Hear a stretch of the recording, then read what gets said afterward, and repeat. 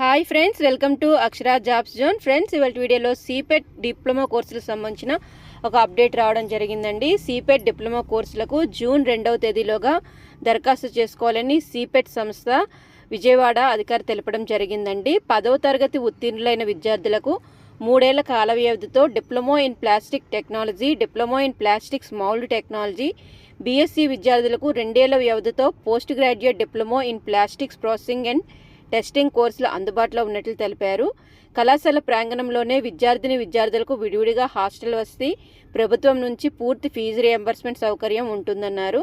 June 9వ తేదీన విజయవాడ, అనంతపురంలో ప్రవేశ పరీక్ష ఉంటుందన్నారు. ప్రతిభ ఆధారంగా విద్యార్థులకు ర్యాంకులు కేటాయిస్తామని, విజయవాడ కేంద్రంలోని 150 సీట్లను భర్తీ చేస్తామన్నారు.